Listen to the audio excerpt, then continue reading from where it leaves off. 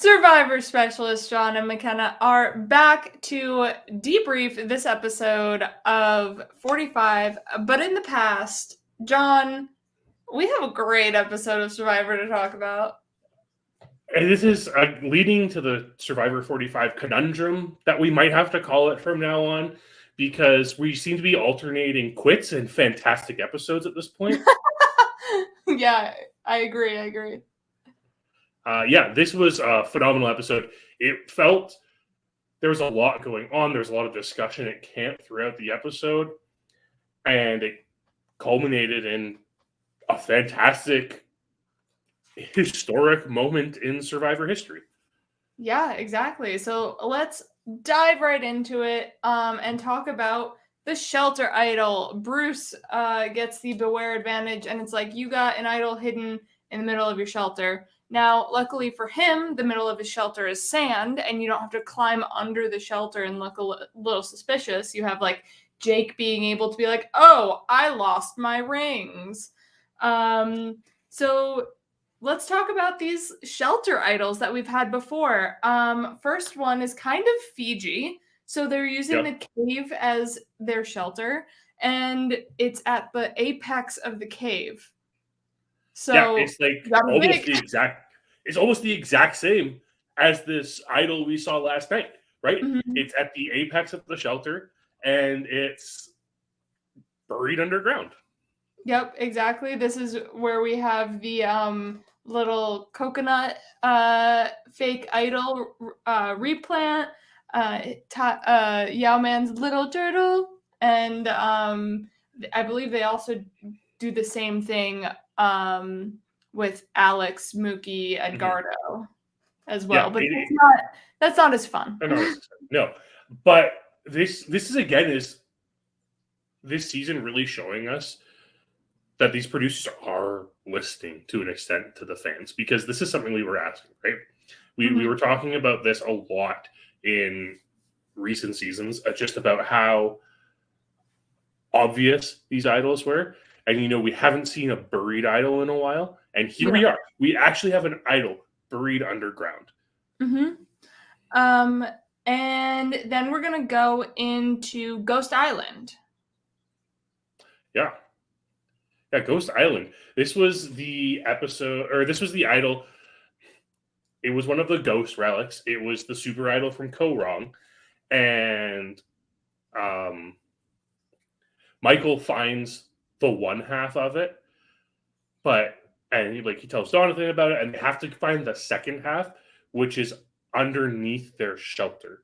And Jonathan is probably the worst example we have had of someone trying to get this idol from under their shelter, because people just kept coming and going, and he had to just tell everyone about it because of that. Yeah.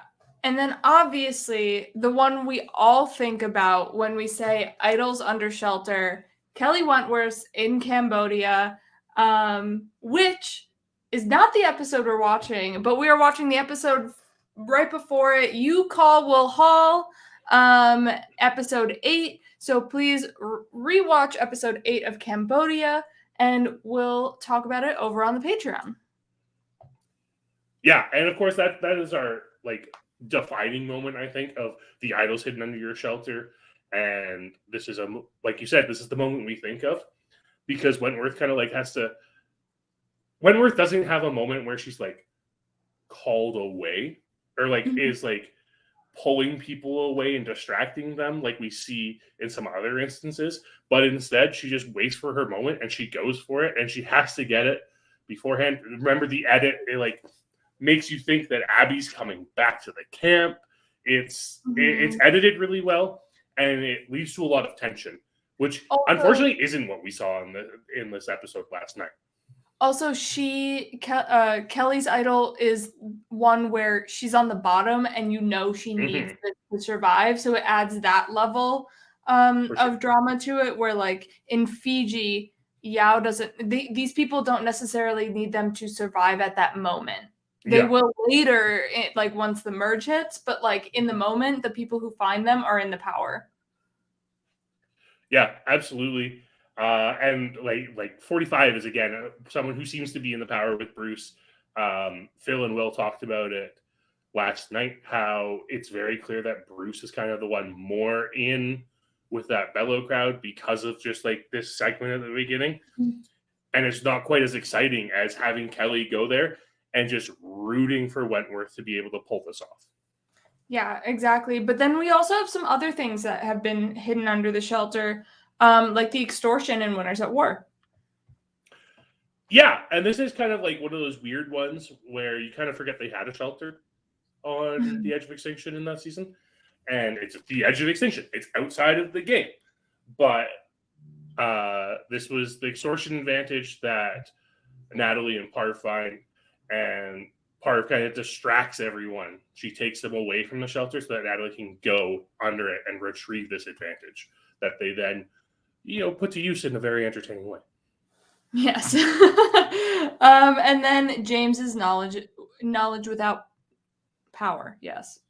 Knowledge is power. Knowledge is power. Knowledge is power. There's too many advantages that are like 3 words. Yeah. Knowledge is power. Again, it's a tricky one. This was the replanted knowledge is power. So this was the, hey, we really want you to find this. But of course, James never used it. But it was used essentially to like shuffle around all of the idols that season. So it did lead to something fun. Yes. There was one more idol too, wasn't there? Wasn't Ben's idol in Heroes, Healers, Hustlers? Yes. I think the last idol he found was under the shelter as well. Mm-hmm. Yep. But now they get the letter. That's like, all right, you either have time to pack your stuff and go, or you have boats arriving at your camp, brace yourselves. But it's not a merge. So we kind of wanted to discuss the old school of you just got a letter and it's the merge, yay, versus now is you just got a letter, it's the individual portion of the game. You have not merged necessarily. You're just on the same beach, a la Thailand weird twist. Yeah, I mean, obviously this is this new era, earn the merge segment, the mergatory, whatever you want to call it. But did you notice that all of the players were referring to it as the merge last night? Because they made the merge? Because they kind of have, but they haven't. Like it's weird for J Maya because she wasn't on a tribe when she left. She wasn't on Reba. Yeah. She wasn't on Bello. She wasn't on Lulu. She was on the same beach, but didn't get a buff. So it's like, where did she leave? She left as an individual, not as a tribe. So like she made something. But what is the something that we categorize her as making? I say she made the merge, just like didn't make the jury. Yeah, right? And I mean, obviously there's a lot of complaints about that type of aspect of it all. But yeah, it's semantics at this point. Like these people are playing as if they've made a merge. And that was very evident in last night's episode. Yeah. The way that they were communicating with each other, the way they were strong-arming each other. It's very clear that they're focusing on this like a merge. It's just interesting because we've seen so many different types of merges in the past. And I can't remember, is this the first time? Maybe I'm just misremembering because the new eras bled together so much. Do they normally merge onto one of the beaches in the new era? Oh, in the new era? They have to. I'm pretty sure because I don't think they have 4 beaches floating around. So they did because I thought they cycled one out, but maybe I'm wrong. Because we didn't have the rock like the. I'm not going to know it. I can't tell the beaches apart. The one where Matthew like climbed the rock and fell down. They're not on that beach this season. At least we haven't seen a shot that shows them at that beach, and like we've seen that beach many times over the last 12 Don't go on these rocks or you'll die. I mean, probably a smart idea, but yeah, I don't know. I don't know what they've got going on, but we are at Reba Beach for this merge of sorts. So then the question becomes is how do they decide which beach to go to? Like, I think how does production decide which beach it is? maybe they have it preset and it's just like whatever shelter is there because, old school, they would be like, all right, there's this kind of summit, so to speak. And then they're like, all right, what beach do you want? In Borneo, Sean and Jenna got to, do the whole summit and decide which beach was nicer because they got to see, they got to talk, and then you had in Australia the girls' night and guys' night out, so they got to swap camps and got to see which one is nicer. So like, I feel like production is just like, okay, so we're gonna have Reba, Bello and Lulu on these beaches, and we're gonna merge on Reba. All right, sounds good. You know what I'm surprised they haven't done? Speaking of Fiji, which we already did earlier, remember in Fiji at the merge, they all went to the fancy the fancy beach afterwards, and everything was gone. Oh yeah. I'm surprised they don't do that in the new era, considering they want to make this tougher, and they like start them off with nothing anyways. Yeah, I mean they could. I guess they kind of do. I guess they've kind of done that at the end of the season now. They moved that to the end of the season, like the final 5 or whatever it is. And they're like, hey, you're living on a new beach for no reason now. Yeah, exactly. And there's no like real incentive to make a shelter either because you have what, 2 days left? Yeah. I don't know. This Lulu shelter seemed like one of the best shelters you could possibly make, like quickly. Maybe that's just the strategy from now on. We'll see.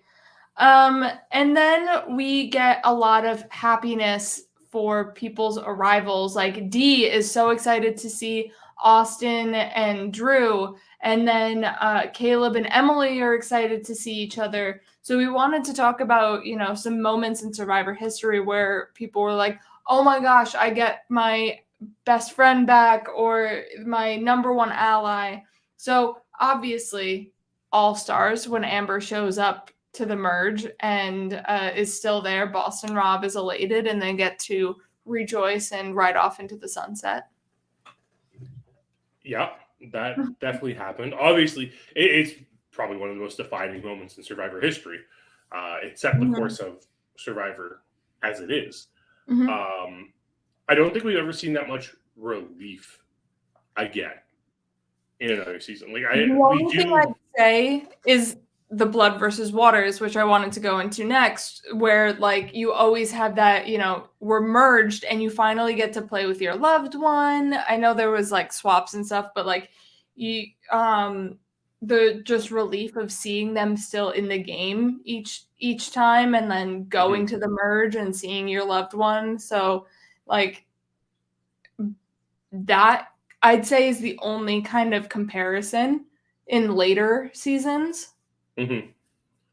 Yeah, I kind of agree.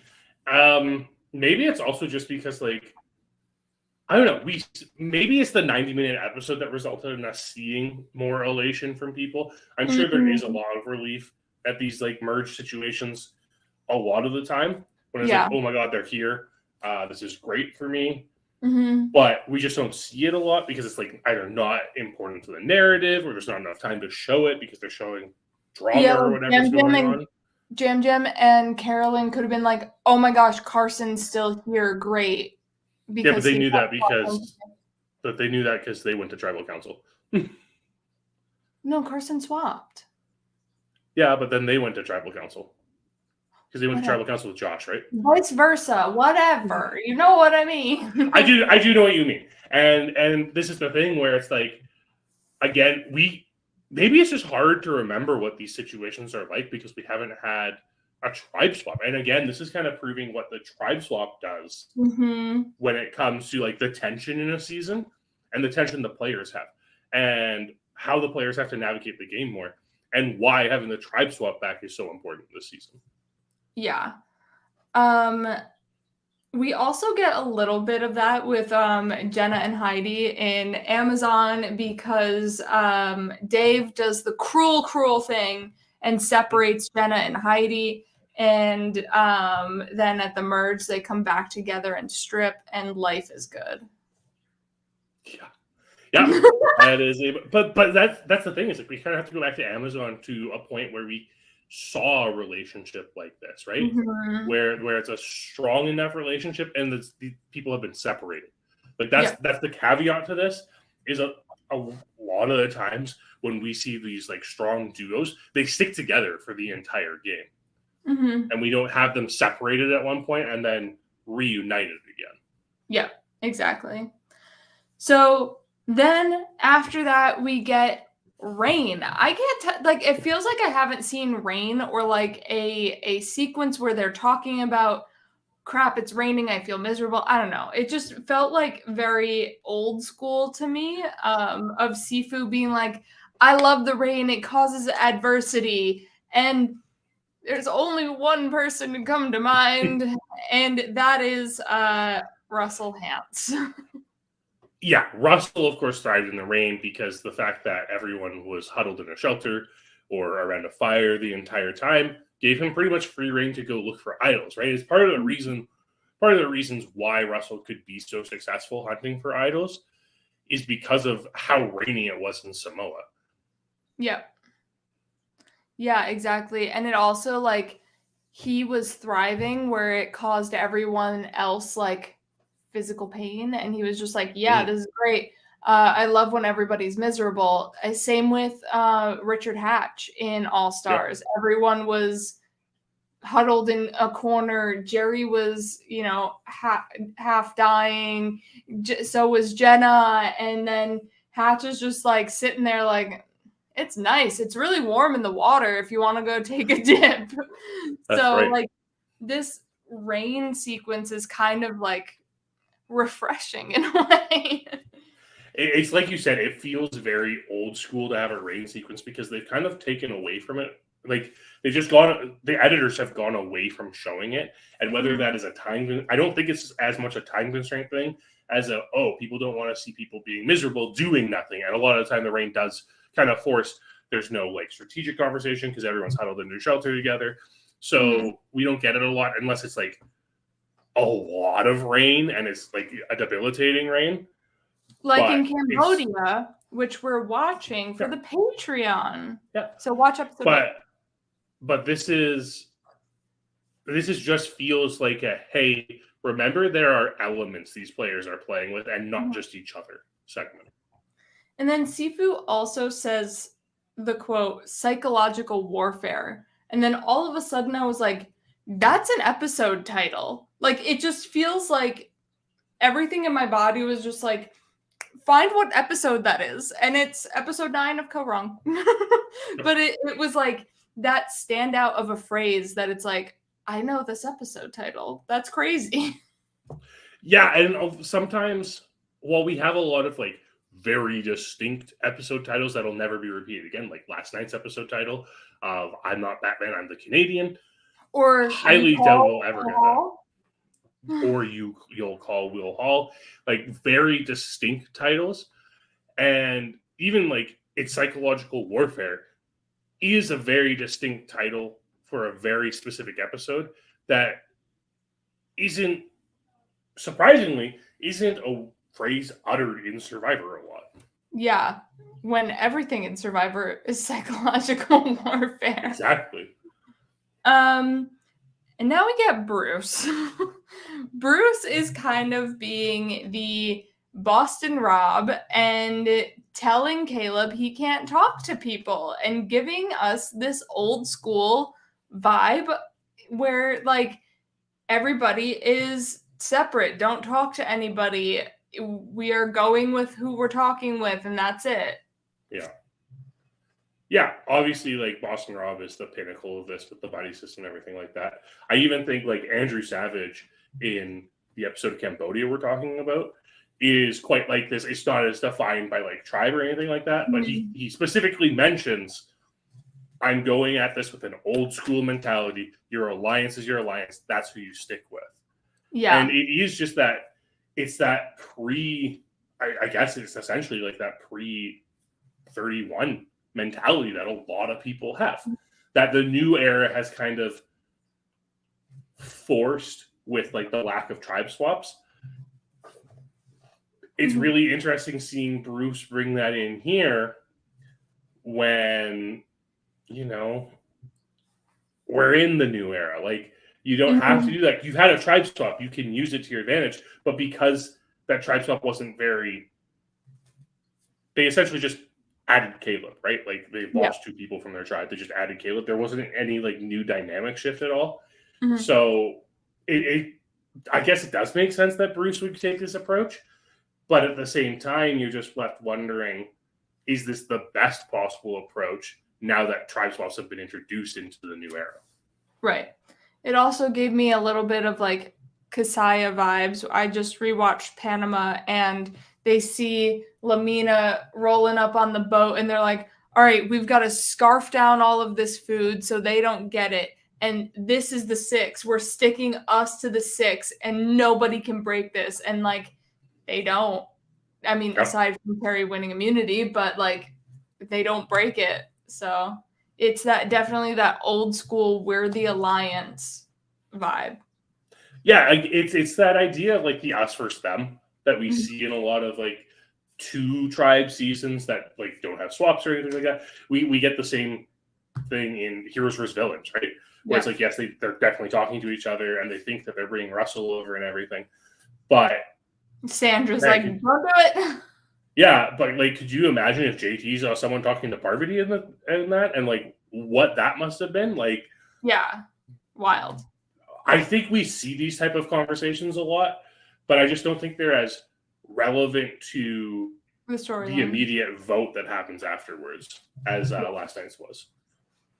So let's get into this challenge. The main note that I have from this challenge is rope nets are freaking scary. Not the mud one, because like just army crawl under it, you're fine. I know it can be like you can get tangled up in it. Though the twisty rope, muddy rope net one, terrible. But I'm just talking about the ones you have to like slide down or jump into, jump on, because they're so like springy yet not, and I feel like someone is always breaking something, or they're gonna,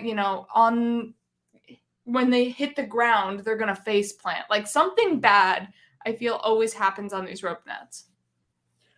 Yeah, I felt like Jake was injured. It looked like he like twisted his ankle or something as he was coming down. And Kelly smacked herself too. Like, yeah.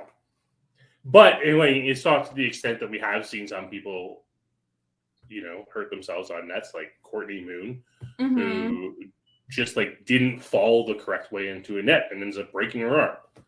Yeah. I mean, well, that also, the height of that one is ridiculous. Yeah, well, there's a lot of things. There was a lot of problems with that first challenge in One World, but Missy breaking her foot, that seesaw was a rope net. Like I feel like just these ropes, cargo net things just cause a lot of pain. I think a lot of it is just like the inherent way that like a net is designed has that give, and it makes it really hard to have a sure footing, especially as you're like rushing down because you're racing through it.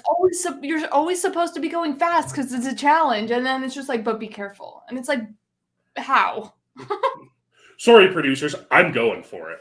Yeah, exactly.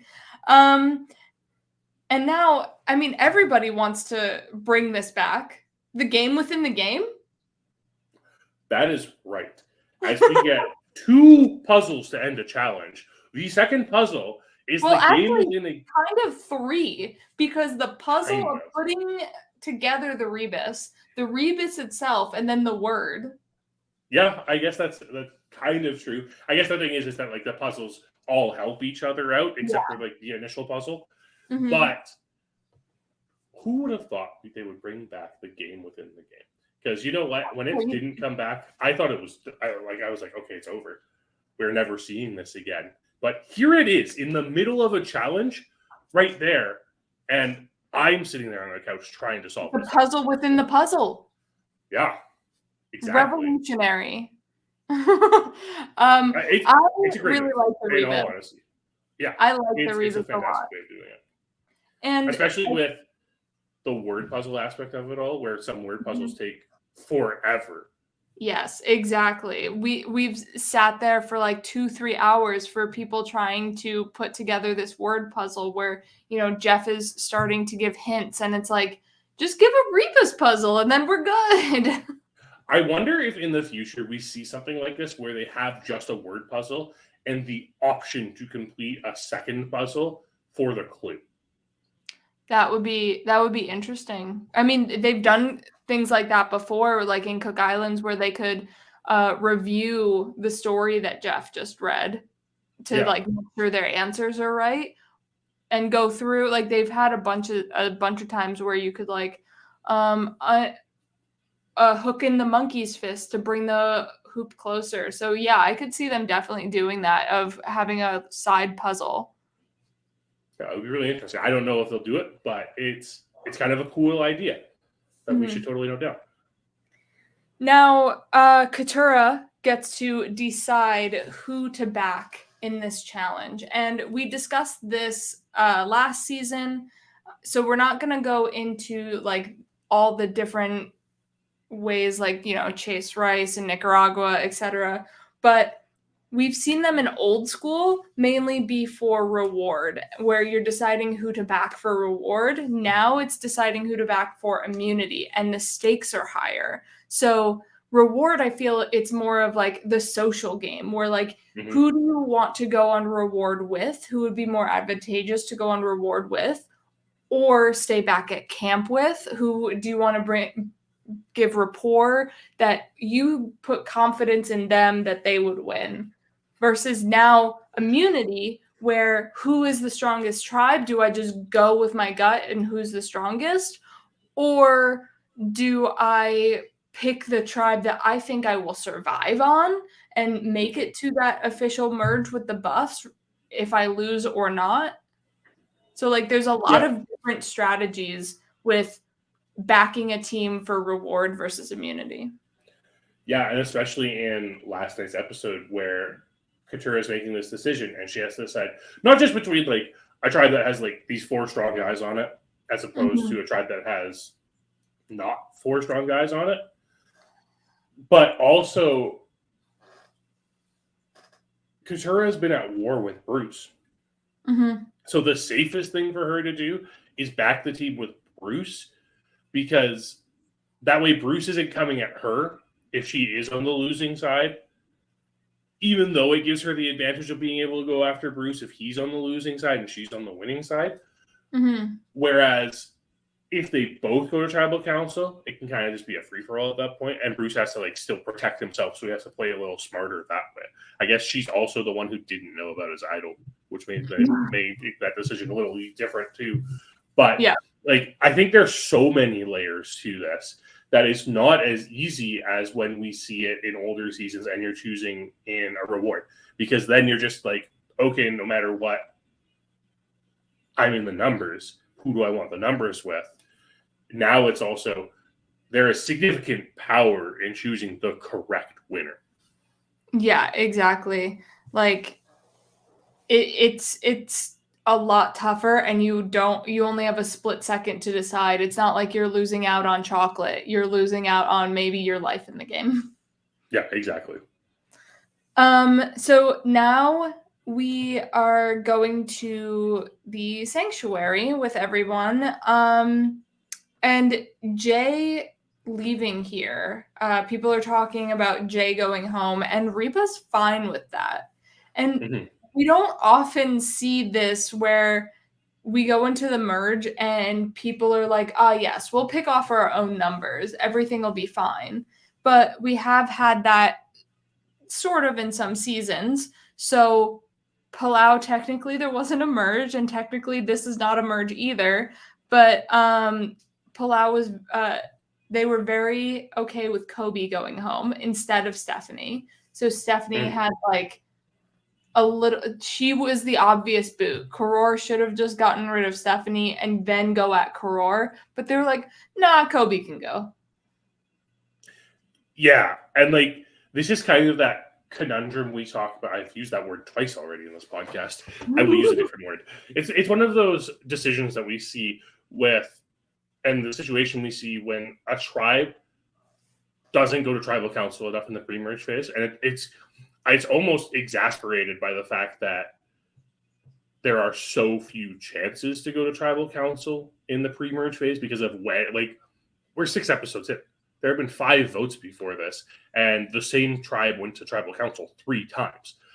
There are people at this point in the game who haven't been to a tribal council. Yep. And people get anxious and want to play the game. And that's what we see. And obviously Palau has that underlying situation where, Tom and Ian kind of connected with Stephanie on the opening days before they were in tribes. And they were able to kind of work with that in that situation. But look at something like Edge of Extinction, right? Where Joe gets targeted by his former tribe members simply because he's Joe and he's always targeted whenever he is available to be voted for. Like Steven in this episode of Cambodia that we're watching, episode 8. But it doesn't even matter. There's no even thought about it. And that's because that's a tribe that didn't have an opportunity to vote people out beforehand. Yeah, exactly. And then we also have it a little bit with Redemption Island and sending Matt right back. Matt maybe could have been a number for Rob and his tribe because he was kind of smitten with Andrea, but they were just like, we're not going to take the chance. Goodbye. Well, it's because he was so smitten with Andrea that they didn't want to do it, right? Ometepe was just no, Rob told Ometepe, we can't do this. We're okay with setting him out. It doesn't matter. We're not concerned with Zapatera here. We can get rid of Matt. It's totally fine. Yeah. All right. So now we're going to Tribal Council, the main event of this episode. But before we get to the Wentworth will not count of it all, we are going to talk about Caleb saying who he's going to vote outright.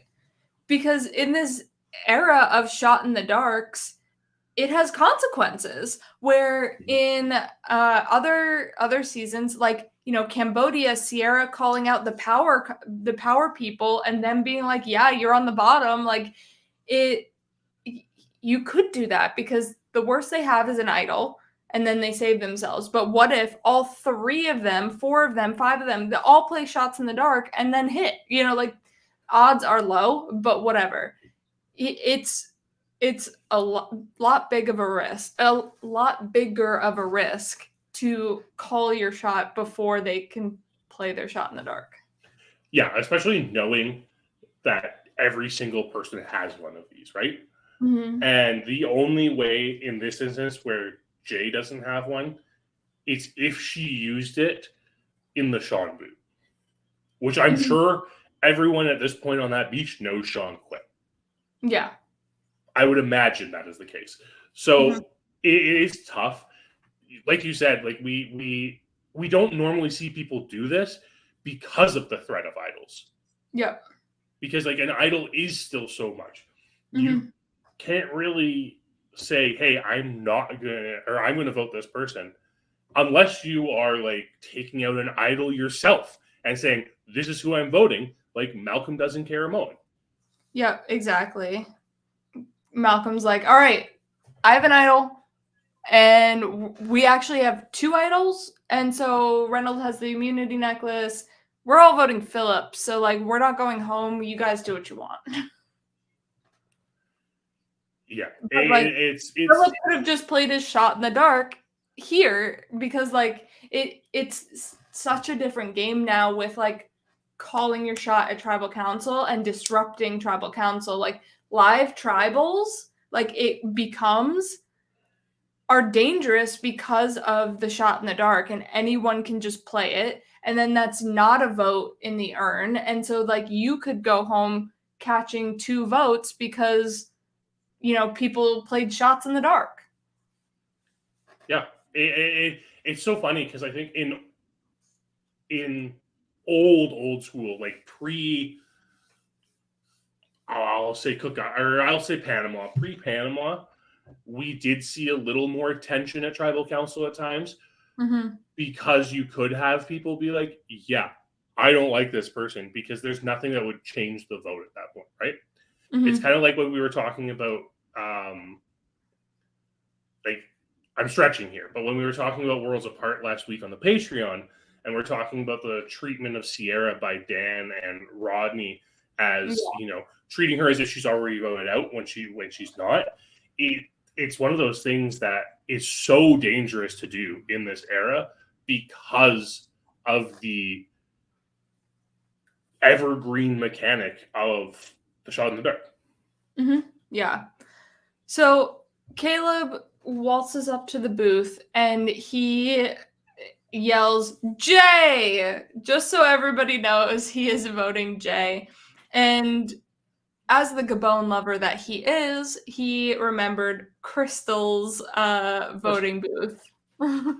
Yeah, of course. I mean, how can you think of someone going to the booth and shouting something and not think, just forget you, go home, goodbye? It's probably one of the most iconic voting booth moments of all time. Yeah, exactly. I love when people are just like loud in the voting booth and you can hear them and they're just like, yeah, I don't give a crap. Yeah. It's so, it's interesting here because it's totally a different situation than that Gabon situation, where in Gabon it is very hostile, which is why it's so loud. Caleb is just like making fun, kind of almost, where he's just like, Jay, I'm voting for, and then plays the shot in the dark and does not vote Jay, but it's that charisma, right? It's that charisma, or I believe the Riz, as the kids call it nowadays. You never say that Caleb. Will Will started dropping sus on the podcast yesterday, so I need to start being hip with the kids too. I will leave this podcast. But Caleb is just such a charismatic person that he gets a laugh out of it. He knows how to make the joke and to break the tension in, honestly, what must be a terrifying situation for him. Oh, absolutely. Absolutely. And so we wind up with all the votes for Caleb in the urn, and Wentworth will not count. And he plays this advantage and he negates all the votes. So that is why we're watching episode 8 of Cambodia, because of Kelly Wentworth negating the idols. Also, we have the reward challenge splitting up into teams of 6. So there's a bunch of other little notes that tie into this episode. But it's also one of 3 tribal councils that lead to no votes count in the first go around. So we have Kimmy when Kimmy goes home in Cambodia. Then we have Suri in Game Changers, and now we have Caleb here. Yeah, and they're all very different situations too, because those other ones happen so much later in the game. And obviously, like, the Suri leaving is because of Advantage Geddon and the fact that she's the only one eligible to go. The Kimmy was the situation where they literally had to make a decision about whether or not, like, Keith wanted to save the game or not because of the way that the votes went. This is a situation where we have 12 people still left in the game, and not a single vote was technically cast in the first round of voting. In the game. That's right, 13, because of and not a single vote was cast. And this is kind of something that can only happen in the new era, where votes are more viewed as a currency than they have been in the past, because you risk your votes in order for safety. You risk your votes in order to get an advantage. You risk your votes in order to prolong the life of your advantage. It's just a fascinating situation that results in a historic moment where we have now had the most votes negated in a single tribal council ever by 1 advantage. Well, yeah. But Kelly still holds the idol asterisk. There is an asterisk because it is the shot in the dark. This is also the first time, in my recollection, I'm pretty positive it's the first time, that a non-idol has negated votes at a tribal council. Because the only other successful shot in the dark was Jamie's last season, but there were no votes cast on Jamie. Yes. So before we get into a bunch of firsts for this this episode. We want to talk about this live tribal council right in the middle of the revote, and I hated it. I also am not a fan of live tribal councils in general, but I'm okay if it starts going live before the vote. But after the vote, he should have just been like, okay, no votes count. You guys have to go for a revote. Caleb can't be voted for. These 7 can't be voted for. No shots in the dark or idols can be played. All right, Sifu, first the vote. Like, there should not have been time to talk. This has never been a thing before, aside from like the weird situation with Kimmy in Cambodia. Like, there's no real time to talk between the vote and the revote. Yes, that is correct. There obviously is the discussion that happens if there's a second tie. Yes. This is, again, like, this is a situation where this is the first time we've had to have a revote after there have been 0 votes cast, though, right? Yeah, and still, well, it makes it a little different. I'm honestly surprised they let them get out of their seats for this. I know, obviously, Jeff said, "Would you like to talk this over?" I don't think he intended for them to get out of their seats. I don't want them getting out of their seats. I want these conversations to be back in the past. Like, I want these conversations to be the way they used to, where you have to make a decision in front of everyone, right? Or like, don't give them a chance to vote, so that we get a situation like Australian Survivor. Yeah, where was it Ziggy just goes, "I'm voting Annalise." Yeah. And then she just says it in the voting booth and people follow suit. So yeah, I just thought it was a bunch of BS that they were able to talk in between. John, some firsts that happened for Survivor history. So I mentioned a couple already. It was the first time a non-idol has nullified votes. It's the first time we've ever had a revote after there have been no votes cast, technically. It's one of 4 times where there's only been one name. No, 5 times. It's the 5th time that there's been only a single name in the urn. This is only something that's been able to happen in this new era because of the ability to lose your vote now. Yeah. The only other time it could happen is with a steal a vote or a block a vote, but that requires everybody to be on the same page, and that's strange enough. And more importantly, it involves like the poor strategy of using a steal vote to vote for the person you stole the vote from, which is bad in case of a split vote situation, because then you don't get the revote. Right. Exactly. So the only times we've seen it, we saw it on the Zach boot in 42. We saw it in the Mariah boot right after that in 42, because both of them used their shot in the dark. We saw it for the Sammy boot in 43, again, because he used a shot in the dark. And the Claire boot in 44. Yep, exactly. And so that takes us to the end of this episode. So once again, we are watching Cambodia episode 8, You Call Will Hall. And John, what is going on in the Specialist universe? As always, Phil and or Alexa are recapping the episode right after it airs. I'm pretty sure both of them will be there next week. Yes, we will have both of them on our screens next week. They're going to be doing their predictions and power rankings at some point this weekend. They're still trying to nail down the guest, so I don't know who that is yet, just to let you know. But get hyped, because Phil is very excited about it. They're just nailing down when that's going to happen, so keep an eye on Twitter, Instagram, and TikTok. I guess maybe not TikTok, but the other 2 will inform you as to what happens. But keep an eye on TikTok anyways.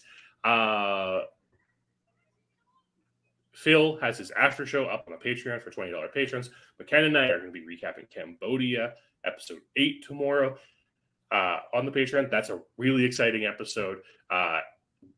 Phil and Alexa already covered it previously during the off season on the Patreon for their episode. What's that called?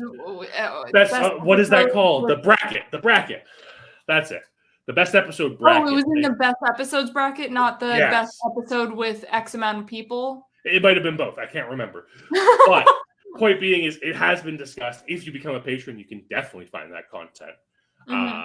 So even more talk about this fantastic episode of Cambodia. For those of you that are listening to Celestina and I talk about The Amazing Race, I had my good friend Kyle Durrett on last week, but we are skipping this week and doubling up next week. So stay tuned then to hear more Amazing Race, which is top tier. So if you're not watching The Amazing Race, do it. Yeah, and then of course Phil and I are going through the MCU on the Movie Buff Specialist. It's been a very interesting journey. We talked about Five Nights at Freddy, a movie that definitely didn't hit with neither Phil nor myself, but it was still a fun. It was still a really fun conversation. You should check that out. Make sure to follow us on Twitter, Instagram, TikTok. The Movie Buff Specialists actually have their own Twitter now, so you can go onto Twitter, find us there, and check that out for more movie information. And we'll be back tomorrow on the Patreon. Yes. Otherwise, you can see our beautiful faces next Thursday.